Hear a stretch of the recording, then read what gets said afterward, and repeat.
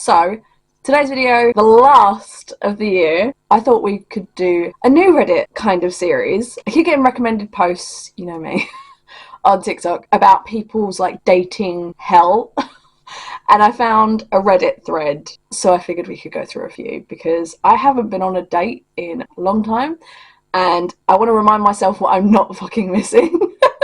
Waited a month for this date, only to get an awful surprise. Okay, so this happened a few months ago, but it was my worst dating experience ever. I, 25, female and pansexual, I promise it'll matter, matched with a very pretty 24-year-old girl on Tinder. I'll be calling her Eva. Eva and I started talking as soon as we matched. The conversation went from small talk to deep in the span of a few days. It always makes you feel like you really know the person when it gets deep very quickly, but it's like a smokescreen. And I was really into this girl. She seemed to be into me just as much, so I asked her out after about a week. For a reason or another, our schedules never aligned. But we kept talking, and after about a month, we finally had plans to go out. I made a reservation at a sushi place, and we met there. The date was actually really nice. Even if Eva was a little off, I thought maybe she was nervous and didn't want to make her feel bad by addressing it. And since we chatted for a month prior to the date, I guessed she was trying to find new topics to talk about. Eventually, we got more comfortable and dinner went by. But that's when she started to act really weird. Casper's not quite in the frame yet. He's just out of frame. And Jack, you want to come see here? Should we see where he is? He's there. You be good boy. I know the tree is so pretty. This is why you have a big scratching post now. He literally climbed his scratching post like a tree the other day. It was so funny. Casper? No. You sit and be a good boy. You be a good boy, otherwise you lose privilege. My tree always looks a fucking mess close to the end of the year because I have to cover it with a blanket so that he doesn't destroy it while I'm out, or even like during the night when I'm sleeping. Yeah, you're a good boy. Yes, you have a lay down. You don't want to lose privilege. You like the Christmas tree. He's having a lay down. Now back to your regularly scheduled program. Eventually we got more comfortable and dinner went by, but that's when she started to act really weird. She heavily insisted on paying for me. I told her I'd rather split 50-50 because that's what I prefer for first dates. Same. And it took a lot of back and forth to finally be able to split the bill. Afterwards she got fidgety, but I still thought she was just nervous. Since dinner was great and it wasn't that late, I suggested we continue our date in a nearby bar. I really wanted to spend more time with Eva, thinking that because of our schedules we wouldn't see each other again for a while. That's a good point. Yeah, you'd want to spend as much time as you can if you're not going to probably see them for like another month or something. But she said no because her ride was already there to pick her up. I thought fine, maybe she asked someone to pick her up for safety reasons and didn't want to make them wait. Then she hits me with, do you want to meet him? You can walk me to the car. Right there and then, I got a gut feeling that something was up. Yeah, okay. I've been saying this for a while, like at least a few months since I saw a TikTok about it. And it's really made me appreciate my gut feeling about people. My gut has never, ever steered me wrong. And the reason for that is because it's centuries and centuries of women's experiences with men and other people that have told me how to read a situation. It's not just my personal experience clouding these experiences, which is why I've always given people second, third, fourth chances. It is not just my experience. It is generations, centuries of generations telling us something is fucking up. And this is what her gut was telling her. But I couldn't put my finger on what it was. So I walked Eva to her car where this guy was waiting. When we get there, he gets out of the car, puts his hand on her waist, says, "Hi babe, did you have fun?" She nods. Then he pulls her in for a quick kiss on the lips. And after all that, he looks at me and asks, "So, are you our third?" I'm angry at this point because what the fuck is going on here? Eva then said to him something along the lines of, "I didn't ask her yet," or something like that. But honestly, I don't remember well because I was getting angrier by the second, which piecing together what was actually going on, these two idiots just wanted a three-way. For a month straight, a girl whose Tinder profile didn't mention anything about a boyfriend or looking for a third they could hook up with, was talking to me as if she wanted a relationship. To say I was flawed is an understatement. I tried to stay calm and asked Eva for clarifications, but she basically told me that yes, she had been talking to me for that long because she saw on my profile that I was pansexual, but I wasn't looking for hookups. People need to understand that pansexual is not poly. Poly are people that tend to be open to open relationships. Pan just means you're attracted to like all and any sexes. And thought that talking with me would make me feel comfortable with the idea of a threesome with her and her boyfriend. Well, you haven't even spoken about it, so how could the person writing be comfortable with it? Oh, and by the way, that was all she wanted from me. I went off on them, good for you, insults, shouting, and told them that that was predatory behaviour. It's definitely manipulative behaviour. I don't know about predatory, I guess.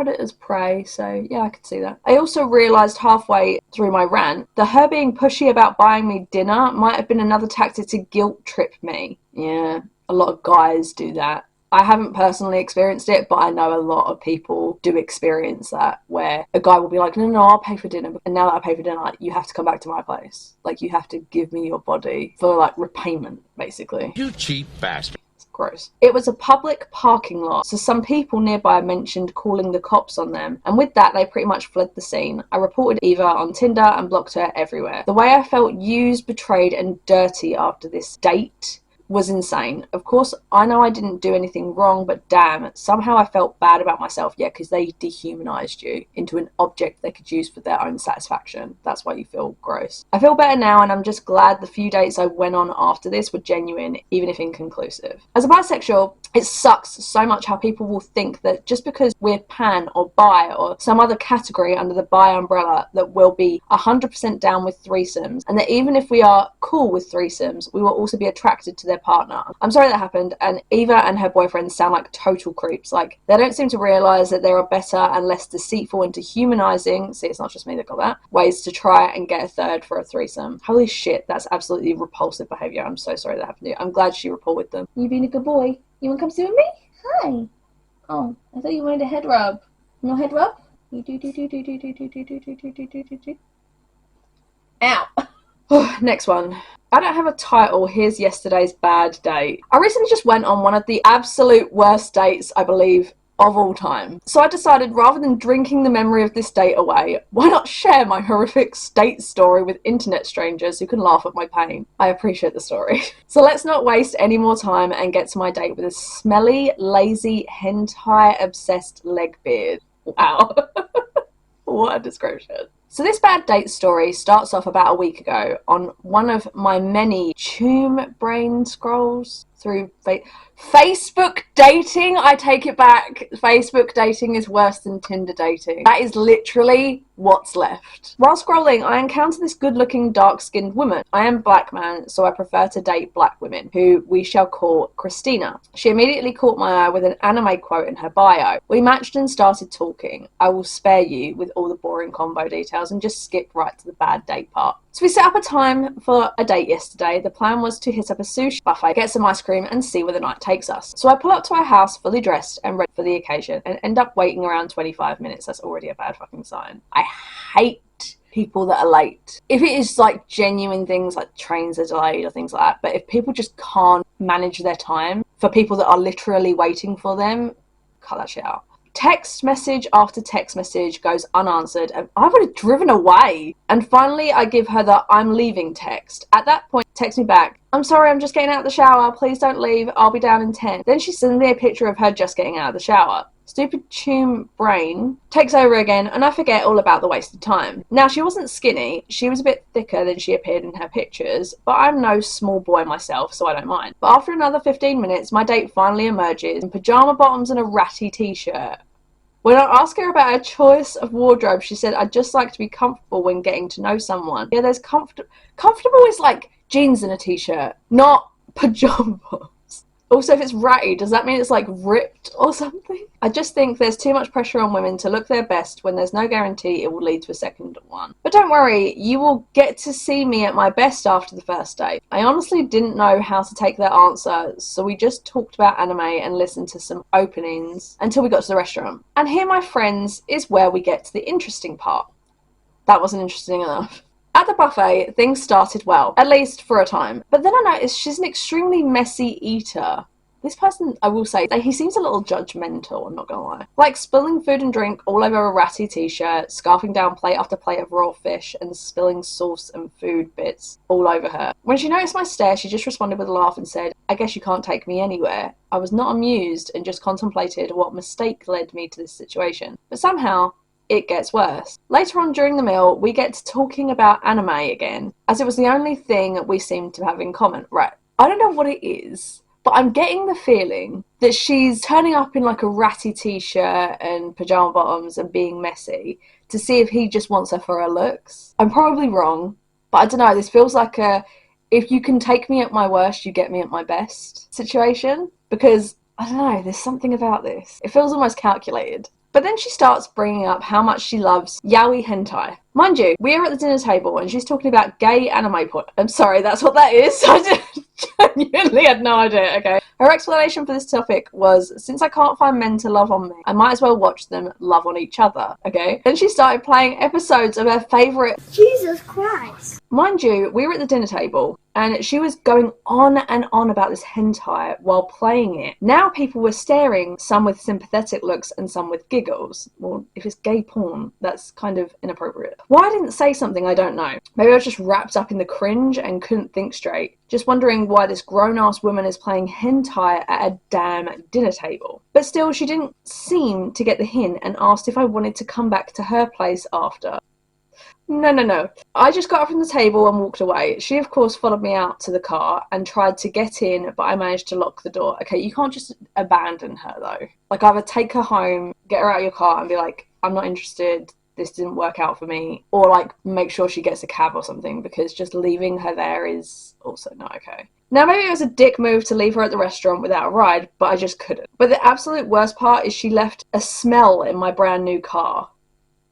A bad fishy odour that took a trip to the detailer to finally get out. I want to see what other people think of this. Fresh out the shower and still leaves a smell in your car. That ain't right. Yeah, I don't know. I'm thinking that this guy is, like I say, judgmental. The anime is notorious for being bad in fujoshi circles. Started showing you that in public, where one of the first episodes is about sex toys and gangbangs in public on the first date. Not even God's mercy could save her soul. I'm sorry, my guy, better luck. I don't know, that was a weird one. Best friend kissed my ex and then harassed him for months. Whoa.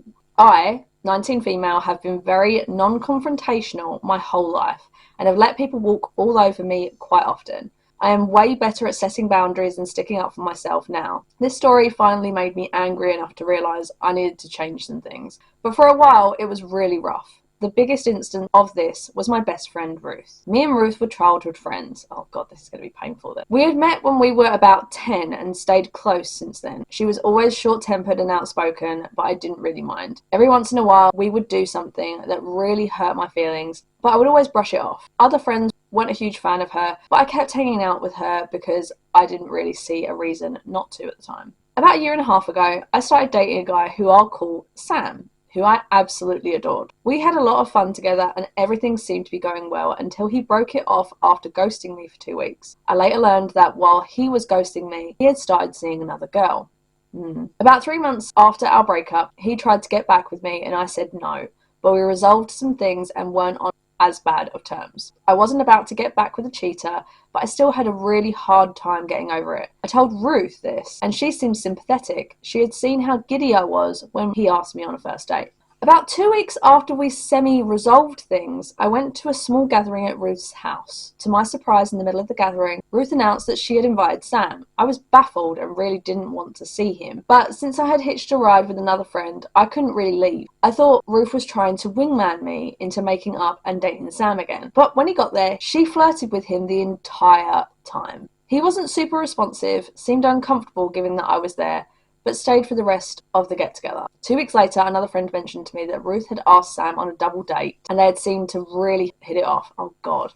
Ending the date with a walk holding hands. Ruth had been super vocal about this to other friends, but didn't say anything to me. The next day I was pretty quiet around her, and she figured out that I had learned what had happened. She apologised and told me I was still pretty weirded out by it, since I was still kind of getting over him. But ultimately, I couldn't tell her what to do and not to do. It's still pretty shitty. If I ever found out that any of my friends dated my exes, I would be like, yeah, no, you're done.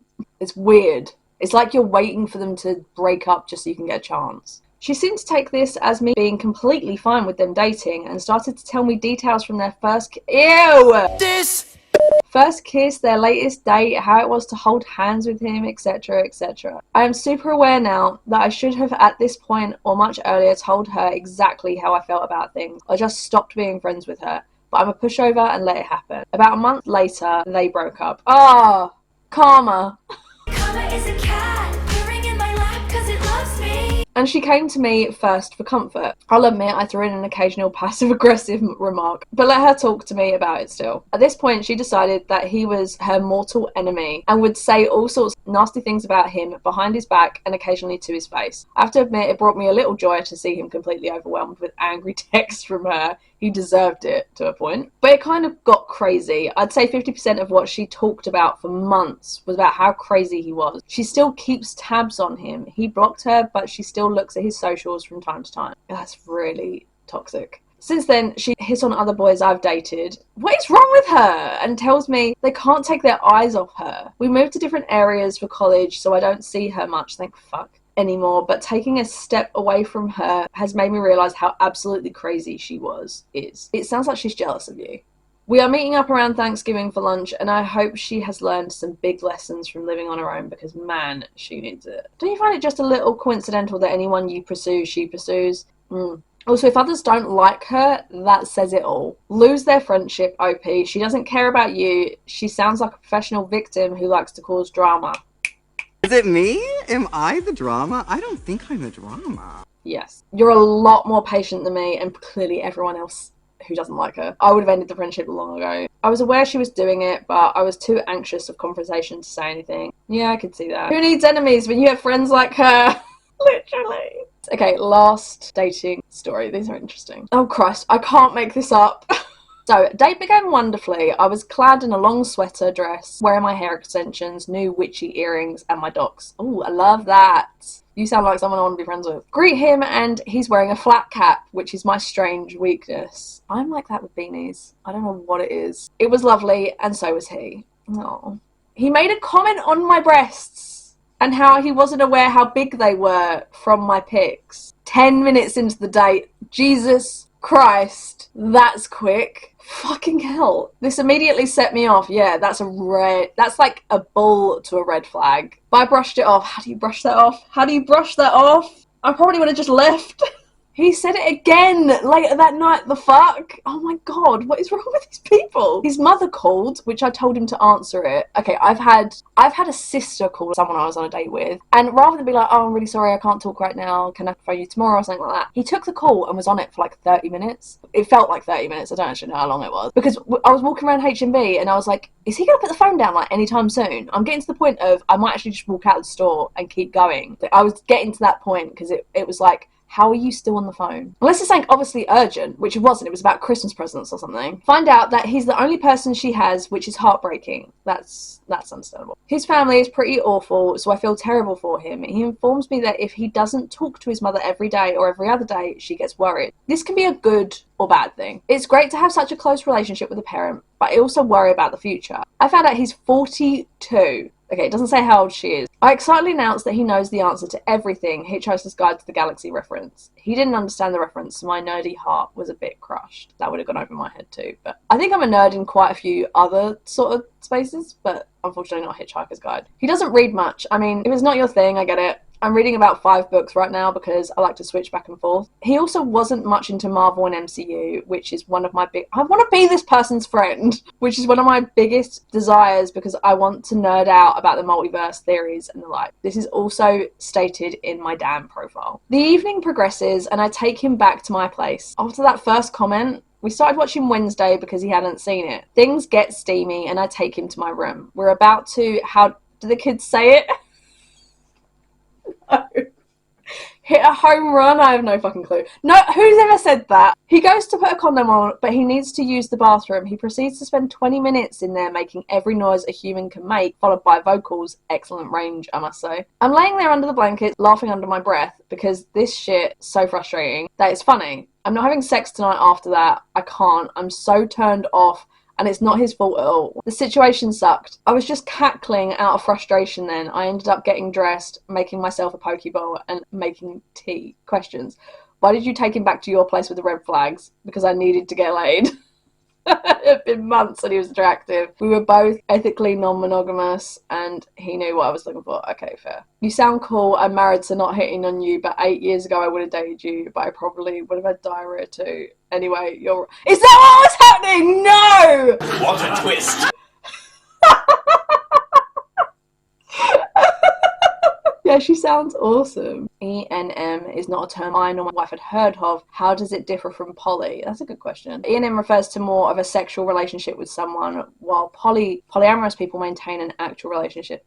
Makes sense. Why has it been months if you have a partner? Not shaming, just curious. Never said I had one, actually. He's seeing someone, though I didn't want to sound like a slutty person, I guess. You seem cool, I want to be friends. If you like this genre of Reddit reactions, make sure to give this a like and subscribe if you feel like it. I'd really appreciate it. I try to put a video up once a week. Thank you all so much for your support over the past year. I've really, truly appreciated it. Without your guys' support, I don't have a channel, so thank you so much. I may be a tiny corner of the internet, but I still really, truly appreciate any love and support you guys give me. It really does mean the world. Thank you so much for watching my channel. Please stay tuned for the new year. Happy New Year to you all, and I will see you in 2025. Bye!